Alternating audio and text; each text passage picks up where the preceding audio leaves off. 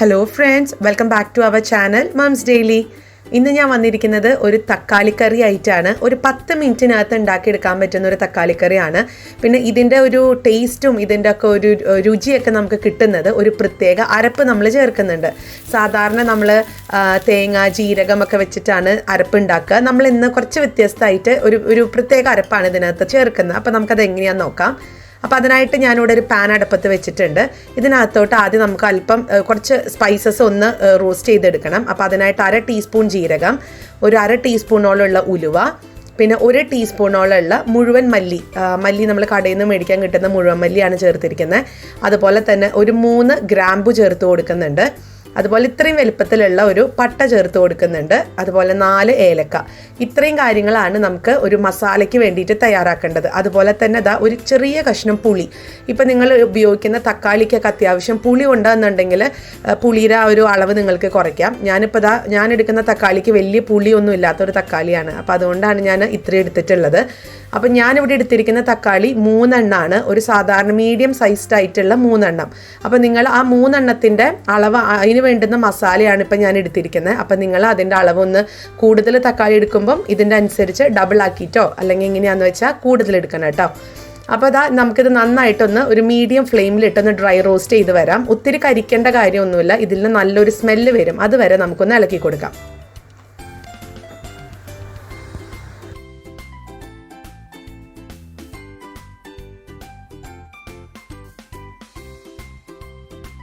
ഇപ്പോൾ ഇവിടെ ഏകദേശം 1 മിനിറ്റ് ഞാൻ എടുത്തുള്ളൂ. ഒരു മീഡിയം ഫ്ലെയിമിൽ ഇട്ടിട്ടൊന്ന് ഡ്രൈ റോസ്റ്റ് ചെയ്തു. നല്ല സ്മെല്ലൊക്കെ വരാൻ തുടങ്ങിയ സമയത്ത് ഞാൻ ഓഫ് ചെയ്തു. എന്നിട്ട് ഈ ഒരു പാത്രത്തിലോട്ട് മാറ്റി വെച്ചിട്ടുണ്ട്. അപ്പോൾ ഇത് നന്നായിട്ടൊന്ന് ചൂടാറട്ടെ. ചൂടാറിയതിന് ശേഷം നമുക്കൊരു അരപ്പ് തയ്യാറാക്കണം. അപ്പോൾ അതിനായിട്ട് ഞാൻ മിക്സിയുടെ ഒരു ചെറിയ ജാർ എടുത്തിട്ടുണ്ട്. ചെറിയ ജാറാകുമ്പോഴത്തേക്കും ഒരുപോലെ നമുക്ക് അരഞ്ഞു വരും. അതുകൊണ്ടാണ് ഞാൻ ചെറിയ ജാർ എടുത്തത്. ഇതിനകത്തോട്ട് ഇത്രയും ഒരു 1/4 കപ്പോളം ഉള്ള ഫ്രഷ് തേങ്ങയുടെ കൊത്താണ് ഞാൻ ഇട്ടിരിക്കുന്നത് കേട്ടോ. പിന്നെ ചേർക്കുന്നത് ഒരു 3 പച്ചമുളക്. ഇത് വലിയ എരിവില്ലാത്ത പച്ചമുളക് ആയതുകൊണ്ടാണ് ഞാൻ 3 എണ്ണം ഇട്ടിട്ടുള്ളത്. ഇനി ഇതിനകത്തോട്ട് നമ്മൾ നേരത്തെ നമ്മളൊന്ന് ഡ്രൈ റോസ്റ്റ് ചെയ്തൊക്കെ വെച്ചിരിക്കുന്ന നമ്മുടെ ഈ മസാലപ്പൊടിയല്ല മുഴുവൻ മസാലകൾ ഇതിനകത്തോട്ടൊന്ന് ഇട്ട് കൊടുക്കുന്നുണ്ട്. അപ്പോൾ ഇത്രയും കാര്യത്തിന് ഞാൻ അല്പം വെള്ളം കൂടെ ചേർത്ത് കൊടുക്കുന്നുണ്ട്. അല്പം വെള്ളം ചേർക്കുക. എന്നിട്ട് നമുക്കിതൊന്ന് അരച്ചെടുക്കാം. കൂടുതൽ ആവശ്യം ഉണ്ടെന്നുണ്ടെങ്കിൽ ചേർക്കാം. ഞാനിപ്പോൾ ചെറുതായിട്ടൊന്ന് അരച്ചെടുത്ത് വന്നു കഴിഞ്ഞപ്പോഴത്തേക്കും വെള്ളം ഇച്ചിരി കുറവാണ്. കണ്ടോ, ഇതേപോലെ അല്ല വേണ്ടത്. നമുക്ക് നല്ല പേസ്റ്റ് പോലെ വേണം. അപ്പോൾ അതുകൊണ്ട് ഞാൻ കുറച്ചും കൂടെ വെള്ളം ചേർത്ത് ഈ ഒരു കണക്കിന് നന്നായിട്ട് തന്നെ അരച്ചെടുത്ത് വന്നിട്ടുണ്ട്. കണ്ടോ, ഇതിനകത്ത് തരിതരികളൊന്നുമില്ല. നമ്മൾ സാധാരണയൊക്കെ ഇതുപോലത്തെ അരപ്പൊക്കെ ഉണ്ടാക്കുന്ന ആ ഒരു കൺസിസ്റ്റൻസിയിലൊന്ന് എടുത്തിട്ട് വരാം. അപ്പോൾ അതവിടെ മാറ്റി വെച്ചിട്ടുണ്ട്. ഞാൻ ഇന്ന് മൺചട്ടിയിലാണ് ഈ ഒരു തക്കാളിക്കറി ഉണ്ടാക്കുന്നത്. അപ്പോൾ അതിനായിട്ട് ഒരു മൺചട്ടി വെച്ചിട്ടുണ്ട്. ഇതിനകത്തോട്ട് ഒരു 2.5 ടേബിൾ സ്പൂണോളമുള്ള വെളിച്ചെണ്ണയാണ് ഒഴിച്ചു കൊടുത്തിരിക്കുന്നത്. എപ്പോഴും ഇതുപോലത്തെ നാടൻ ഭക്ഷണത്തിന് വെളിച്ചെണ്ണയാണ് നല്ലത്. അപ്പോൾ വെളിച്ചെണ്ണ ചൂടായി വരുമ്പോഴത്തേക്കും ഒരു 1/4 ടീസ്പൂണോളമുള്ള പെരുംജീരകമാണ് ചേർത്ത് കൊടുത്തിരിക്കുന്നത്. നമ്മൾ അരപ്പിന് ചേർത്ത് കൊടുത്തിട്ടുള്ളത് ചെറിയ ജീരകമാണ് കേട്ടോ. എന്നോട് ഇടയ്ക്കിടയ്ക്ക് ആൾക്കാർ ചോദിക്കാറുണ്ട് ജീരകം എന്ന് പറയുന്നത് എന്ത് ജീരകമാണെന്ന്. അപ്പോൾ ആദ്യം അരപ്പിന് എടുത്തിട്ടുള്ളത് ചെറുതും ഇപ്പം എടുത്തിട്ടുള്ളത് പെരുംജീരകം. അപ്പോൾ ഇനി നമുക്ക് ഇതിനകത്തോട്ട് ഒരു സവോള ഒരു നീളത്തിലാണ് അരിഞ്ഞിട്ടുള്ളത്. അത് നിങ്ങൾക്ക് ഇഷ്ടമുള്ള പോലെ അരിയാം. ഞാൻ ചേർത്ത് കൊടുത്തിട്ടുണ്ട്. ഇതൊരു മീഡിയം സൈസ് സവോളയാണ്. നമുക്ക് ഏകദേശം ഇതിൻ്റെ ഒക്കെ ഒരു മിനിറ്റോളം ആദ്യം ഒന്ന് വഴറ്റി കൊടുക്കാം. ഇതിനകത്തോട്ട് വേറെ കുറച്ച് കാര്യങ്ങളൊക്കെ ചേർക്കാനുണ്ട്. അപ്പോൾ ഒന്ന് വഴറ്റിയെടുത്തിട്ട് വരാം. ഞാൻ 1 മിനിറ്റോളം വഴറ്റിയെടുത്തിട്ടുണ്ട്. ഇനി ഇതിനകത്തോട്ട് ഞാൻ ഒരു ടീസ്പൂണോളമുള്ള ഇഞ്ചി വെളുത്തുള്ളി, അതായത് 1/2 ടീസ്പൂണോളമുള്ള ഇഞ്ചി അരിഞ്ഞതും 1/2 ടീസ്പൂണോളമുള്ള വെളുത്തുള്ളി ചെറുതായിട്ട് അരിഞ്ഞതും രണ്ടും ഞാൻ ചേർത്ത് കൊടുക്കുന്നുണ്ട്. അപ്പോൾ ഒരു വെളുത്തുള്ളി ഞാൻ എടുത്തിട്ടുള്ളൂ. ഇഞ്ചി ഒരു 1/2 ടീസ്പൂൺ വരത്തക്ക രീതിയിലുള്ള ഇഞ്ചി എടുത്തിട്ടുണ്ട്. ചെറിയൊരു കഷ്ണം ഇഞ്ചിയാണ് കേട്ടോ എടുത്തിരിക്കുന്നത്. നമുക്കിതിൻ്റെ ഫ്ലേവർ കൂടുതൽ വേണ്ട, ഒരു അത്യാവശ്യം മതിയാവും. ഇനി നമുക്കിത് നന്നായിട്ടൊന്ന് ഇളക്കി കൊടുക്കാം. ഇനി ഇതിനകത്തോട്ട് ഞാൻ പച്ചമുളക് 3 എണ്ണം അരപ്പിൽ ചേർത്തിട്ടുണ്ട്. എങ്കിൽ പോലും ഞാൻ ഒരു പച്ചമുളകും കൂടി ഇതിനകത്ത് ചേർക്കുന്നുണ്ട്. നമ്മളിതിനകത്ത് മുളക് പൊടി മാത്രമേ ഒരു എരിവിനായിട്ട് ചേർക്കുന്നുള്ളൂ. അപ്പോൾ അതുകൊണ്ടാണ് ഞാൻ ഒരു പച്ചമുളകും കൂടെ ചേർത്തിരിക്കുന്നത്. പിന്നെ അല്പം കറിവേപ്പില. ഇത് നല്ല ഫ്രഷ് ആയിട്ടുള്ള കറിവേപ്പിലൊക്കെ ഞങ്ങൾക്ക് കിട്ടിയിട്ടുണ്ടായിരുന്നു ഇന്ന്. അപ്പോൾ അതുകൊണ്ടാണ് കറിവേപ്പില ഇട്ടിട്ടുള്ളതല്ല. എന്നുണ്ടെങ്കിൽ ഈ കറിവേപ്പില സാധാരണ ഇടാറില്ല. ഇവിടെ ഫ്രഷ് ആയിട്ട് കറിവേപ്പില കിട്ടാനൊക്കെ ഇച്ചിരി ബുദ്ധിമുട്ടാണ്. അപ്പോൾ ഇനി നമുക്ക് നന്നായിട്ടൊന്ന് ഇളക്കി കൊടുക്കാം. ഇനി ഇതിൻ്റെ നിറം ഒന്ന് മാറുന്നത് വരെ ഇത് ചെറുതായിട്ട്, ഒത്തിരി അങ്ങ് ഉടഞ്ഞു പോകേണ്ട കാര്യമില്ല. ഇതിൻ്റെ ഒരു ഗോൾഡൻ കളർ ആകുന്നത് വരെ നമുക്കൊന്ന് ഇളക്കി കൊടുക്കാം.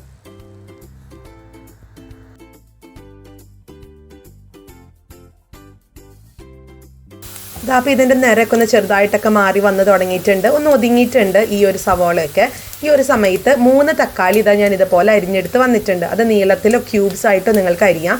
എന്നിട്ട് നമുക്കിതൊന്ന് ചേർത്ത് കൊടുത്ത് നന്നായിട്ടൊന്ന് മിക്സ് ചെയ്തെടുക്കാം.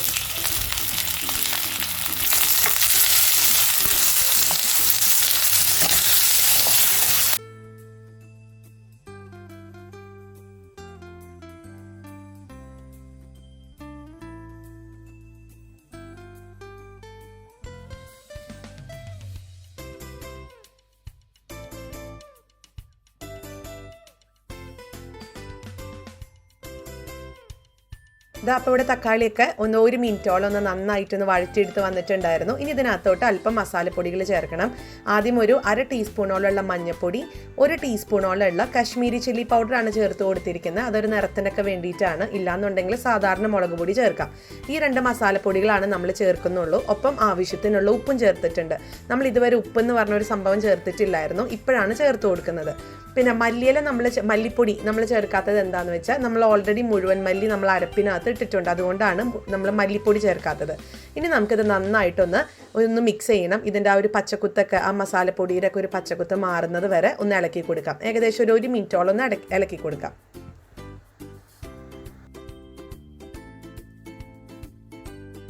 ഇതാ ഞാനപ്പോൾ 1 മിനിറ്റോളം ഇളക്കി കൊടുത്തിട്ടുണ്ട്. അപ്പോൾ ഇനി നമുക്കിതൊന്ന് മൂടി വെച്ചിട്ട് തക്കാളിക്ക് നന്നായി ഉടയുന്നത് വരെ ഒന്ന് വേവിച്ചെടുക്കണം. അതിന് വെള്ളം ഒഴിക്കൊന്നും വേണ്ട, ജസ്റ്റ് ഒന്ന് മൂടി വെച്ചിട്ട് ഒന്ന് വേവിച്ചെടുക്കാം ഒരു മീഡിയം ഫ്ലെയിമിൽ. അപ്പോൾ അതാ ഞാനൊരു 2 മിനിറ്റോളം ഇതൊന്ന് വേവിച്ചെടുത്തിട്ടുണ്ടായിരുന്നു. പെട്ടെന്ന് തന്നെ തക്കാളി ഒന്ന് ഉടഞ്ഞ് കിട്ടിയിട്ടുണ്ട് കേട്ടോ. അത് നിങ്ങൾക്ക് കാണാൻ പറ്റും. നിങ്ങൾക്ക് വേണമെന്നുണ്ടെങ്കിൽ നമ്മൾ ഉപയോഗിക്കുന്ന ആ ഒരു തവ വെച്ചിട്ട് അല്ലെങ്കിൽ തവി വെച്ചിട്ട് അതിൻ്റെ പുറകുവശം കൊണ്ട് നമുക്കൊന്ന് പ്രസ് ചെയ്ത് കൊടുത്തു കഴിഞ്ഞാൽ ഈ തക്കാളിയൊക്കെ പെട്ടെന്ന് തന്നെ ഉടഞ്ഞു വരും. പിന്നെ ഞാനിന്ന് ഉണ്ടാക്കുന്നത് മൺചട്ടിയിലായതുകൊണ്ട് ചൂട് ഇച്ചിരി കൂടുതൽ നമുക്ക് ഈ മൺചട്ടിയിൽ നിൽക്കുന്നത് കൊണ്ടാണ് തോന്നുന്നു പെട്ടെന്ന് തന്നെ എനിക്ക് ഉടഞ്ഞു കിട്ടിയായിരുന്നു.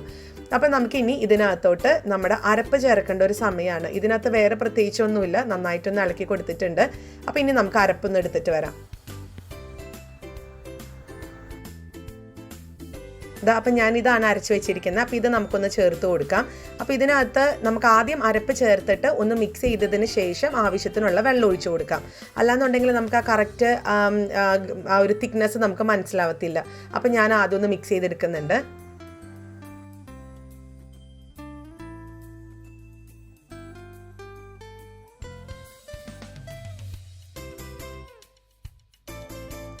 അപ്പോൾ ഇനിയാണ് ഞാനിതിനകത്തോട്ട് നമ്മൾ അരച്ച് വെച്ചിട്ടുള്ള ആ മിക്സി ജാറിനകത്തോട്ട് അല്പം ചെറു ചൂടുവെള്ളം വേണം ഒഴിക്കാനായിട്ട്. അല്ലാതെ നമ്മൾ പൈപ്പിൽ നിന്ന് വരുന്ന ഒരു തണുത്ത വെള്ളം ഒഴിച്ചു കഴിഞ്ഞാൽ നമ്മുടെ കറിയുടെ രുചി അങ്ങ് മാറിപ്പോവും. അപ്പോൾ അതുകൊണ്ട് ചെറു ചൂടുവെള്ളം ഈ മിക്സി ജാറിനകത്ത് ഒഴിച്ചൊന്ന് ചുറ്റിച്ചിട്ട് നമുക്ക് എത്രത്തോളാണോ നമ്മുടെ ഗ്രേവി ആവശ്യമായിട്ടുള്ളത് അത്രയും വെള്ളം നമുക്ക് ഒഴിച്ചു കൊടുത്ത് ഇത് നന്നായിട്ട് ഈ അരപ്പൊക്കെ ഒന്ന് നന്നായിട്ടൊന്ന് അതിൻ്റെ ഒരു പച്ചമണം മാറുന്നത് വരെ നമുക്കിതൊന്ന് വേവിച്ചെടുക്കണം. അപ്പോൾ അതിനായിട്ട് ഇതൊന്നും നന്നായി മിക്സ് ചെയ്യുന്നുണ്ട്. പിന്നെ ആവശ്യത്തിനുള്ള ഉപ്പും ചേർക്കുക. അപ്പം ഞാനിവിടെ ഉപ്പൊന്ന് ടേസ്റ്റ് ചെയ്ത് നോക്കുന്നുണ്ട്. ഉപ്പ് ഇച്ചിരി കുറവായിട്ടാണ് എനിക്ക് തോന്നിയത്. അപ്പോൾ ആവശ്യത്തിനുള്ള ഉപ്പും കൂടെ ചേർത്ത് കൊടുക്കുന്നുണ്ട്.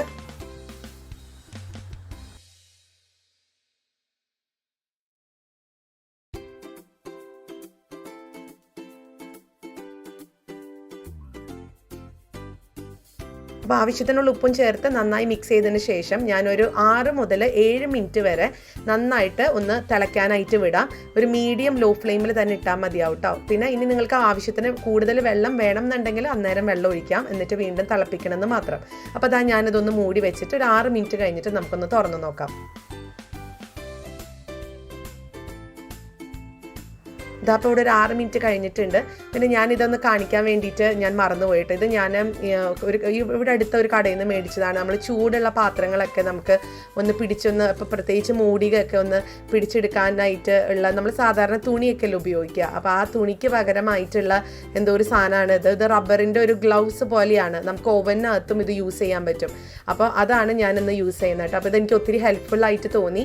എനിക്കറിയത്തില്ല നാട്ടിലൊക്കെ ഇത് അവൈലബിൾ ആണെന്നുണ്ടെങ്കിൽ ഒത്തിരി നല്ലതാണ്. നമ്മൾ ഓരോ തുണി ഇങ്ങനെ പിടിച്ചുകൊണ്ട് എടുക്കേണ്ട കാര്യമില്ല. ഇതൊന്ന് ഭയങ്കര തിക്കായി ഇരിക്കുന്നത് കൊണ്ട് തന്നെ നമ്മുടെ കൈയൊന്നും ഒട്ടും പൊള്ളത്തില്ല. അപ്പോൾ ഇതൊന്ന് നാട്ടിൽ കിട്ടുവാണെങ്കിൽ മേടിക്കട്ടോ. അപ്പോൾ ഞാനൊന്ന് തുറന്ന് നോക്കിയിട്ടുണ്ട്. നമ്മുടെ കറിയൊക്കെ ഇങ്ങനെ ചെറുതായിട്ടൊക്കെ ഒന്ന് തിളച്ച് വരുന്നുണ്ട്. അപ്പോൾ നമുക്ക് കുറച്ച് നേരം കൂടെ ഒന്ന് തിളയ്ക്കാൻ വിടണം എന്ന് എനിക്ക് തോന്നിയായിരുന്നു. ഞാൻ ഇടയ്ക്കൊന്ന് ടേസ്റ്റ് ചെയ്ത് നോക്കി. അപ്പോൾ കുറച്ചൊരു പച്ചക്കുത്ത് പോലെ എനിക്ക് തോന്നി. അപ്പോൾ ഞാൻ 1 മിനിറ്റും കൂടെ ഞാനൊന്ന് മൂടി വെച്ച് വേവിക്കുന്നുണ്ട്. അപ്പോൾ ഇതിൻ്റെ ഉപ്പും കാര്യങ്ങളൊക്കെ കറക്റ്റായിട്ടാണ് എനിക്ക് തോന്നിയത്. രുചി സൂപ്പറാണ്, നല്ല ടേസ്റ്റാണ് ഇത് കഴിക്കാനായിട്ട്. ഇതിൻ്റെ പുളിയൊക്കെ ഒരു പ്രത്യേക സ്വാദാണ് ഇതിന്. അപ്പോൾ ഞാനൊന്ന് മൂടി വെച്ചിട്ട് 1 മിനിറ്റും കൂടെ ഒന്ന് വേവിച്ചെടുത്തിട്ട് വരാം. അപ്പോൾ 1 മിനിറ്റും കൂടെ കഴിഞ്ഞു കേട്ടോ. ഞാനൊന്ന് തുറന്ന് നോക്കട്ടെ. നല്ല സ്മെല്ലൊക്കെയാണ് വരുന്നത് തുറക്കുമ്പോഴത്തേക്കും തന്നെ. ഇപ്പം ഗ്രേവിയൊക്കെ അത്യാവശ്യം തിക്കൊക്കെ ആയിട്ടുണ്ട്. പിന്നെ ഈ ഒരു നമ്മൾ അരപ്പൊക്കെ ചേർത്തത് കൊണ്ട് ഇതൊന്ന് ചൂടാറി കുറച്ച് നേരം ഇരിക്കുമ്പോഴത്തേക്കും നല്ല തിക്കായിട്ട് വരും. നമ്മൾ ഇപ്പോഴേ നല്ല തിക്കിലെടുത്ത് കഴിഞ്ഞാൽ കുറച്ച് നേരം കഴിയുമ്പോഴത്തേക്കും നമുക്ക് ഒട്ടും തന്നെ ഗ്രേവി ഇല്ലാത്ത പോലെ തോന്നും. അപ്പോൾ ഇതുപോലെ ഒന്ന് ചെയ്യാം കേട്ടോ. അപ്പോൾ നമുക്ക് ആവശ്യത്തിനുള്ള വെള്ളവും നിങ്ങൾക്ക് ചേർക്കാം, അത് വിരോധമില്ല, അത് നമ്മുടെ ഇഷ്ടത്തിന് ചേർക്കുക. അപ്പോൾ ഇനി ഞാൻ ഫ്ലെയിം ഓഫ് ചെയ്യാണ്. ഞാൻ ഫ്ലെയിം ഓഫ് ചെയ്തിട്ടുണ്ട്, എങ്കിൽ പോലും ആ ചട്ടിയുടെ ചൂട് കൊണ്ടാണ് ആ തള വരുന്നത്. ഇനി ഇതിനകത്തോട്ട് നമുക്ക് മല്ലിയില ഒന്ന് വെതറി കൊടുക്കാം. മല്ലിയില ഇഷ്ടമുള്ളവർക്ക് മല്ലിയില ചേർത്ത് കൊടുക്കാം, അല്ലാത്തവർക്ക് കറിവേപ്പില ചേർത്ത് കൊടുക്കാം. അപ്പോൾ ഇനി നമുക്ക് ഇതൊന്ന് ഒരു പാത്രത്തിനകത്തോട്ട്, ഒരു സെർവിങ് ബൗളിനകത്തോട്ട് ഒന്ന് മാറ്റി ഒഴിക്കാം.